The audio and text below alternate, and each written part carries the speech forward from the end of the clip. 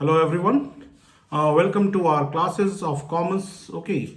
And as you know कि हमने जब प्रीवियस वीडियो मैंने जो अपलोड किया था जो हमारी मैनेजमेंट के फंक्शंस ऑफ मैनेजमेंट्स को डील करता हुआ टॉपिक था और उसमें हम लोगों ने लास्ट टॉपिक जो लास्ट वीडियो हमने अपलोड किया था उसमें basically there was a discussion on your meaning of planning and the needs for planning, importance of planning, why the planning is necessary and some features of planning. हम लोगों ने characteristics features of planning के बारे में बात किया था.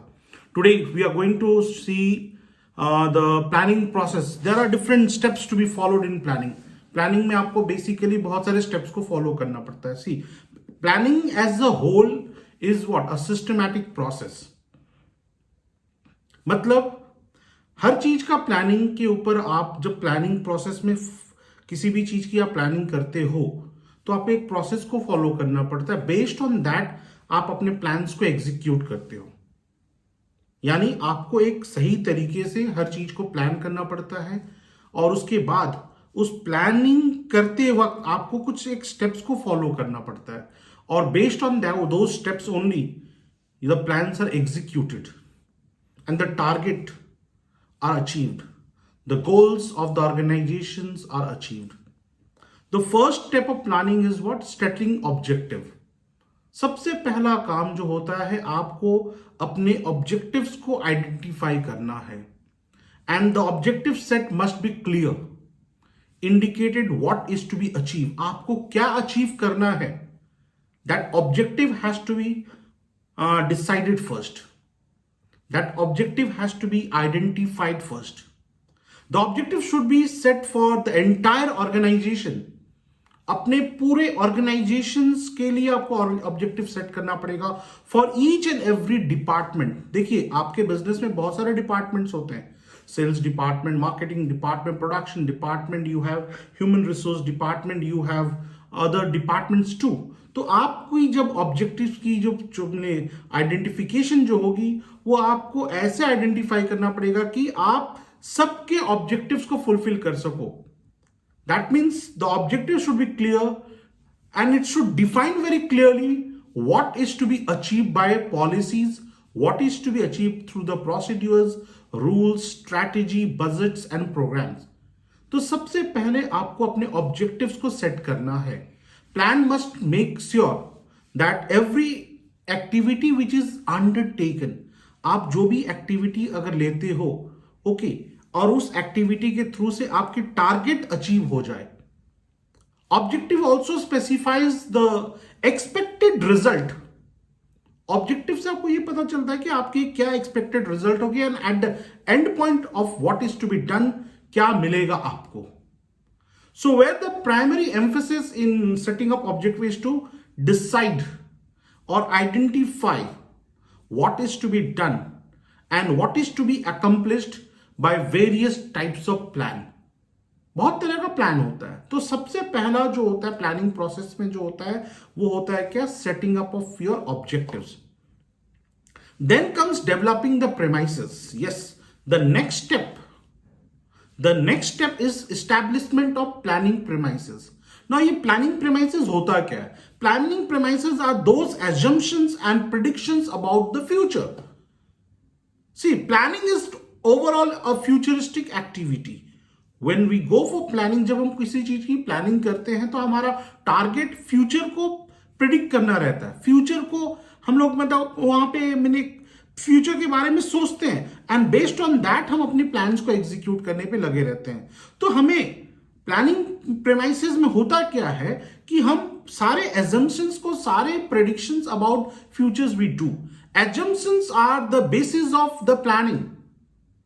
Your assumptions are the basis of planning because no one knows what is going to happen in future. Future में क्या होगा कौन जानता है? No one knows. कल को क्या होने वाला है तो means it is not known to anyone. Therefore it is totally planning premises means what? It's a developing premises means what? You have to set your assumptions, you have to make your predictions about the future, or assumptions are, as you know, that they are the basis of planning. Premises includes what? Actual or the forecast of policies and plans of the organization. So planning premises जो होता है वो second steps of planning होता है. Internal factors are taken into consideration. Now ये internal factors होते क्या हैं? एक organization का internal factor क्या होता है? Internal factors includes what? It includes organizational policy, organization के जो internal resources जो होते हैं and the ability to withstand the environmental pressure. किस तरह से ऑर्गेनाइजेशन बिजनेस एनवायरनमेंट का और या ओवरऑल एनवायरनमेंट के प्रेशर्स को टेक ओवर करता है, ये होता है आपका डेवलपमेंट ऑफ प्रेमाइसेस में. Then comes identification of alternatives. Yes, there are several alternatives for any plan. आप किसी भी तरह का प्लान कर लो, आपके पास बहुत सारे ऑप्शंस रहते हैं, बहुत सारे ऑल्टरनेटिव्स होते हैं आपके पास, बहुत सारा. जैसे मुझे सपोज कर लो मुझे एक नियरेस्ट हिल स्टेशन हमारे टाउन से जाना है दार्जिलिंग. तो what happens, what we have to do, हम लोग उसके लिए बहुत सारे रास्ते हमारे पास है, बहुत सारे रास्ते. एनएच से भी हम जा सकते हैं. I can go via different routes we have, हम लोग डिफरेंट रूट से भी जा सकते हैं. तो हमें ये देखना पड़ेगा कि हमारे लिए बेस्ट पॉसिबल ऑल्टरनेटिव क्या है.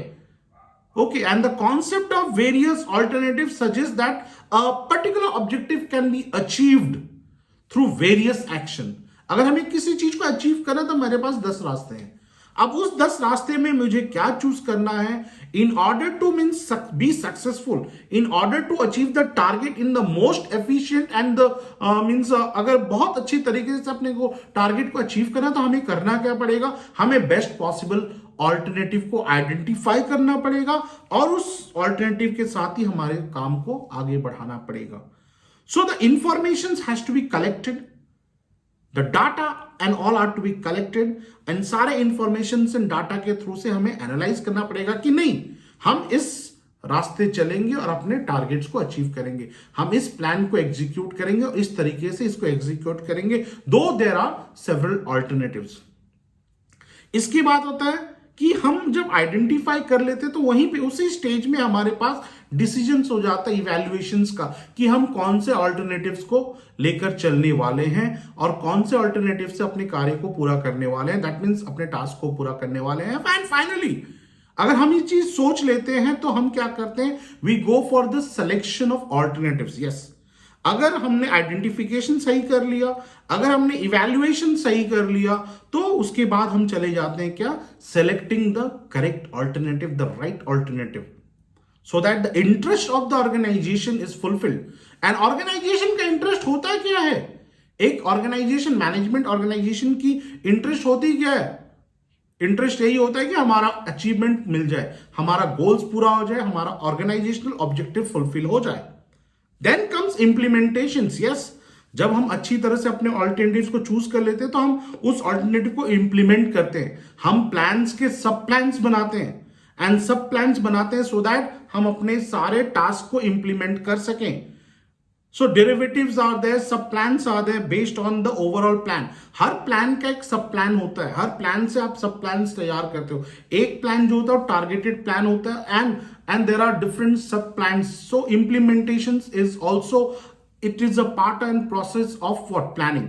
And finally हम क्या करते हैं, the follow up लेते हैं. follow up मतलब after हमने किसी चीज, after I have implemented my plans and all, after I have implemented all the resources into action, तब हमें सोचना पड़ता है क्या, फॉलो अप लेना कि हमारा प्लान कहां तक सक्सेसफुल है, हमारा प्लान, हमारा जो भी ऑल्टरनेटिव, जो भी रिसोर्सेज को मैंने इंप्लीमेंट किया है, how far it is successful, whether I am getting the fruitful results और नॉट, ये देखना बहुत जरूरी है. So in a step planning process as I said, जैसे कि मैंने आपसे कहा कि प्लानिंग प्रोसेस होता क्या है, ये होता है सेटिंग अप ऑब्जेक्टिव्स, उसमें क्या होता है, फिर डेवलपिंग द प्रेमाइसेस होता है, उसके बाद क्या होता है, identifying the best possible alternative, then making a correct evaluation of the alternative, and then comes what, implementation, कि किस तरह से हमने अपने ऑल्टरनेटिव्स को इंप्लीमेंट किया, एंड फाइनली हमने किस तरीके से अपने प्लान्स को एग्जीक्यूट किया, उसके बारे में हमें लेना पड़ता है क्या, फॉलो अप. सो ये कुछ एक बेसिक आइडिया होता है हमारा प्लानिंग प्रोसेस में. See, planning is totally done for some future course of action, ये आपको हमेशा याद रखना पड़ेगा. प्लानिंग प्रमोट्स क्रिएटिविटी, ये आपको याद रखना पड़ेगा। प्लानिंग हेल्प्स इन कोऑर्डिनेशन, ये आपको याद रखना पड़ेगा।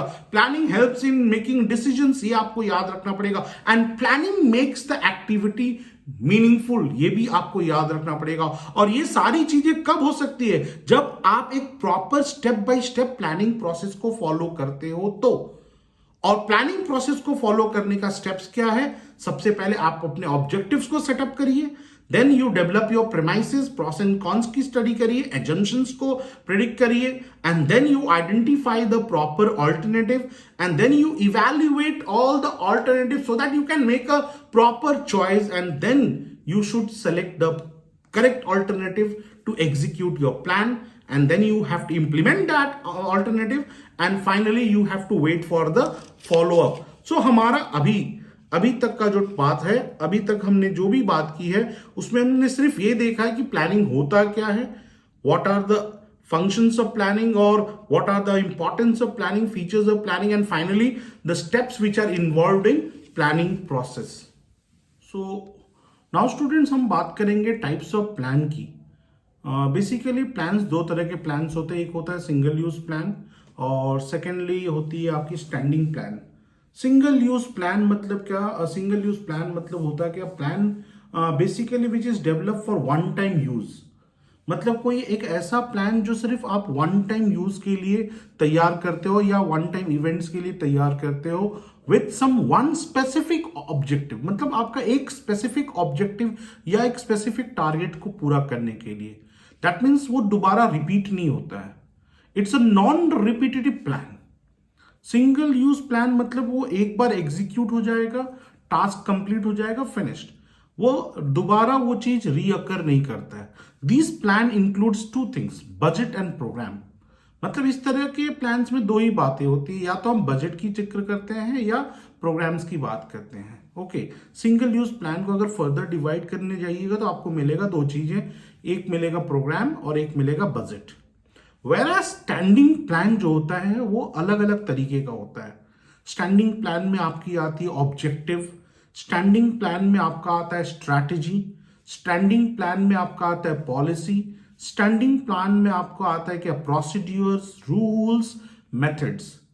सो single use plan, as I said, जैसा कि मैंने आपको बताया कि it is a plan which is basically developed, ऐसा एक प्लान जिसको तैयार किया जाता है कोई एक पर्टिकुलर इवेंट या कोई एक पर्टिकुलर टास्क को पूरा करने के लिए या कोई एक पर्टिकुलर टारगेट को फुलफिल करने के लिए। It is totally non repetitive in nature, ये रिपीट नहीं होता है। दीज प्लान में, मतलब इस तरह के प्लान में दो ही बातें होती है, या तो आपने प्रोग्रामिंग करना है किसी चीज के बारे में, या आप उसके ऊपर किसी भी तरह का बजटिंग की बात होती है, तो उसको हम लोग बोलते हैं सिंगल यूज प्लान। अब जैसा कि मैंने सिंगल यूज प्लान में आपको बताया था क्या? प्रोग्राम। सो प्रोग्राम मीन्स क्या? प्रोग्राम्स होता क्या? Programmes are in depth statement that outlines companies policies, rules, objectives, procedures.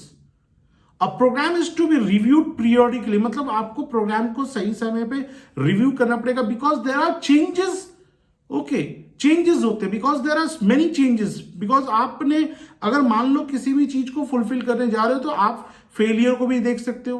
कभी कभी क्या होता है, हमारा प्रोग्राम्स फेल हो जाता है, यानी हमने किसी प्रोग्राम को ऑर्गेनाइज किया और किसी वजह से, किन्हीं वजह से वो प्रोग्राम फेल हो गया। फॉर एग्जाम्पल ट्रेनिंग प्रोग्राम से, फॉर एग्जाम्पल एडवर्टाइजमेंट प्रोग्राम, हमने ये टेक ओवर किया लेकिन किन्हीं वजहों से ये प्रोग्राम फुलफिल नहीं हो पाया। सो प्रोग्राम एक होता है, एक तरह की ऐसी मतलब आउटलाइन स्ट्रेटेजी होती है कंपनी की, जिसमें रूल्स, ऑब्जेक्टिव सब कुछ आ जाता है, and based on that the task are fulfil. So programmes में भी डेवलप फॉर बोथ, किसी एक रिपीटेटिव सिचुएशंस के लिए आप बार बार प्रोग्राम बनाते हो सकता है आपके एम्प्लॉइज को आपने एक बार ट्रेनिंग में भेजा, वहां से आपको सक्सेस नहीं मिला, दोबारा आप उसको ट्रेनिंग के लिए भेजते हो। So a sound programme should be stable enough.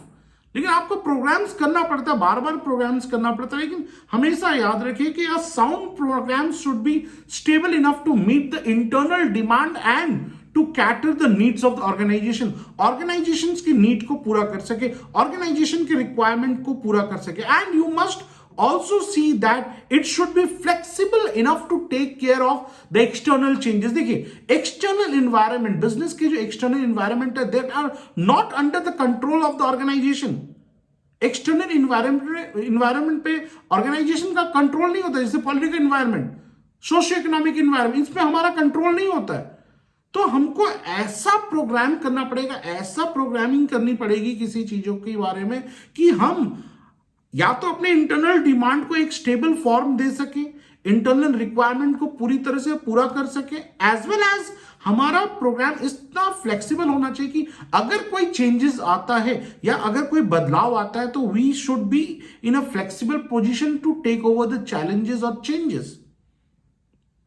Business is a dynamic concept, ये बात हमेशा याद रखिएगा, and from time to time there are so many changes, so flexibility must be there in your program. Periodically आपको review करना पड़ेगा कि हमें क्या चेंजेस लाना है, पीरियोडिकली आपको एनालाइज करना पड़ेगा कि हमें क्या चेंजेस लाना है। So programs are in depth statement, ये बात याद रखिए, programs are what, in depth statement, okay, about the company's policy, about the company's rules, about the company's policy, rules, procedures, objectives, as well as strategies, इन सब को लेकर बनता है क्या, प्रोग्राम। तो programme is a kind of single use plan. Then comes, इसमें आता है budget. A budget is a statement of expected result the managers expect from a company, ये होता है बजट। जनरली हम आम भाषा में बजट का मतलब फाइनेंशियल या मॉनेटरी टर्म्स में जज करते हैं, लेकिन बजट एक क्वांटिटेटिव स्टेटमेंट होता है। Quantitative statement in the sense ये हम न्यूमेरिकल वैल्यूज पे इसको एज्यूम कर सकते हैं, न्यूमेरिकल वैल्यूज पे हम बजट को ड्रॉ करते हैं। सो अ बजट में reflect a capital outlet, budget में reflect a cash flow, budget में reflect a sales target, production cost, ये सब चीजें बजट के परव्यू में आता है।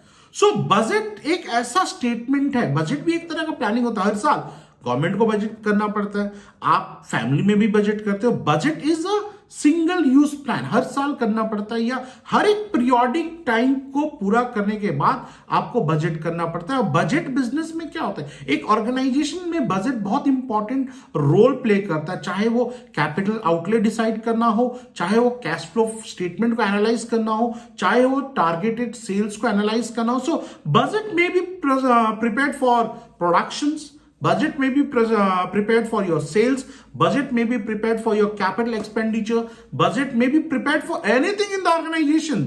So budgets are used as a standard of, or you can say budget can be used as a proper parameter for your overall performance evaluation. मतलब एक organisation के परफॉर्मेंस इवैल्यूएशन के लिए बजट एक बहुत इंपॉर्टेंट रोल प्ले करता है। So budgets are generally prepared for 1 year, okay, generally budgets are prepared for 1 year. So अगर हम कैरेक्टरिस्टिक्स में जाएं, बजट की फीचर्स में से जाएं, तो पहला फीचर यही निकल कर आता है कि budgets are quantitative statement, you can measures in terms of numeric values, and budget is a statement of expected result. हम ऐसा आज करने वाले हैं, इतना ऐसा करेंगे, इस तरह से करेंगे और हमारा ये रिजल्ट होगा, ये होता है बजट में एक्सपेक्टेड रिजल्ट्स। यानी कि जेन्युइन रिजल्ट मिल जाता है, नो नियर, बहुत ऐसे केसेस में होता है budget reflects very close results, but expectations पे बजट बनता है। There may be different types of budget, as I said, for example financial budget, operational budget, expenses budget, आपका अलग अलग तरीके का बजट बनता है। And budgets are basically prepared for a periodical time के लिए बजट किया जाता है। दैट इज व्हाई ये बजट में एक इंपॉर्टेंट चीज होती है। Budgets are also part of what, plan, it is a single use plan. एक साल का बजट बनता है, बजट एक साल के बाद आपको रिप्लेस करके एक नया बजट प्रिपेयर करना पड़ता है। That is why it is called what, a single use plan. हर एक ऑर्गेनाइजेशन में दो तीन तरह का बजट होता है। जनरली आप देखोगे तो एक बजट ऐसा होता है जिसको हम लोग बोलते हैं क्या, master budget. So master budget एक ऐसा बजट होता है जिसमें आप it contains a summary of all other budget, all other functional budgets. जैसे कि आपका फंक्शनल बजट हो गया या उसमें कैपिटल एंड रेवेन्यू बजट हो गया, सब कुछ उसमें इंक्लूड हो जाता है। मास्टर बजट जो होता है वो आपके टॉप लेवल मैनेजमेंट अप्रूव करता है। रिमेंबर, आपके मैनेजमेंट प्रोसेस में आप देखोगे तो टॉप लेवल मैनेजमेंट होता है, मिडिल लेवल मैनेजमेंट होता है, बॉटम लेवल में भी एक मैनेजमेंट होता है। तो ये जो मास्टर बजट जो होता है ना, ये पूरे ऑर्गेनाइजेशन के लिए तैयार किया जाता है, and it is prepared by whom? The top level managers. उसके बाद आता है आपका फंक्शनल बजट। फंक्शनल बजट में होता है सेल्स बजट, फंक्शनल बजट में होता है कैपिटल बजट और या cash budget you can say, functional budget में होता है प्रोडक्शन बजट, फंक्शनल बजट में होता है material budget, overhead budget. That means what? Functional budget मतलब बिजनेस ऑपरेट करेगा और इन एरियाज पे बिजनेस को फोकस करना पड़ता है, जैसे sales. So it is totally, मैंने सेल्स बजट टोटली क्या होता है? एक फोरकास्ट होता है total sales during a particular period of time in a quantitative terms. Based on that आप अपने प्रोडक्शन को जज करते हो, बेस्ड ऑन दैट अपने सारे प्रोमोशनल एक्टिविटीज को आप टेक ओवर करते हो, जनरल इकोनॉमिक सिचुएशन को स्टडी करते हो, इन्वायरमेंटल इकोनॉमिक सिचुएशन, इन्वायरमेंट को स्टडी किया जाता है। So sales budget is a forecast of total sales. Similarly, cash budget is what? It is a usually what happens? Estimation of total cash receipt and total cash payment. क्या आपका cash receipt होगा, क्या आपका cash payment होगा through out the accounting year. Then you have production budget. In a production budget, what happened? The estimation is done for bringing out the desired output. Output in the sense production. Then is your material budget. In the material budget, you make an analysis of it is a support budget for a production budget. So you make an analysis of what materials are to be brought in the organization in the forms of raw materials or maybe in the forms of semi-finished goods. Then you have overhead budget. Overhead budgets are those budget which deals with your overall expenditures in the business. May it be your distribution expenses, office and administrative expenses. इन सबको लेकर आपको एक budget बनाना पड़ता है। Maybe it is a factory overhead or office overhead. ये सारे overheads, यानी overhead means what? Expenses. So functional budget is a part of a budget where you prepare for particular functions of the organization, maybe sales function, maybe dealing with the cash, maybe dealing with the production department, maybe dealing with the material department, or maybe for overall expenses of the business. Then you have capital and revenue budget. Capital expenditures are required in a business to bring those assets which are needed in the organization for a longer perspective. Like building बनाना हो, furniture करना हो या machinery खरीदने हो, उसके लिए भी तो एक बजट तैयार करना पड़ता है, and that budget is called what? Capital budget. And revenue budget generally it is a budget which shows the revenue expenditures. Okay, revenue incomes and revenue expenditure, जो डे टू डे इनकम्स होते हैं, जो day to day expenditures होता है, उसके basis पे आपको budget करना पड़ता है। सो सिंगल यूज प्लान की जहां तक बात होती है, single use plan is a plan which is generally prepared for one time. Single-use plan is generally non-repetitive in nature, and single-use plan consists of two aspects. One is programs. All programs are what? Single-use plans, and then is budget. And as I said, budget के बारे में मैंने बोला कि budget is an expected results which a manager expect to achieve in future from the company. And budget में क्या होता है? Quantitative statements होती है बजट में क्या होता है? एक्सपेक्टेड रिजल्ट्स को जज किया जाता है। बजट्स में क्या होता है? आपको एक पीरियोडिकली आप बजट्स को प्रिपेयर करते हो, एंड बजट बेसिकली तीन तरह का बजट होता है। एक होता है मास्टर बजट, जो ओवरऑल ऑर्गेनाइजेशंस के लिए तैयार किया जाता है, एंड नेक्स्ट होता है फंक्शनल बजट, जो बेस्ड करता है कि बिजनेस का जो एरिया ऑफ फंक्शंस है, चाहे sales department, production department, material department, उनके हिसाब से बजट्स को तैयार करना, तो हो जाता है functional budget. And finally comes what? The capital and revenue budget. So in our next section of the video we are going to see about the different types of standing plan.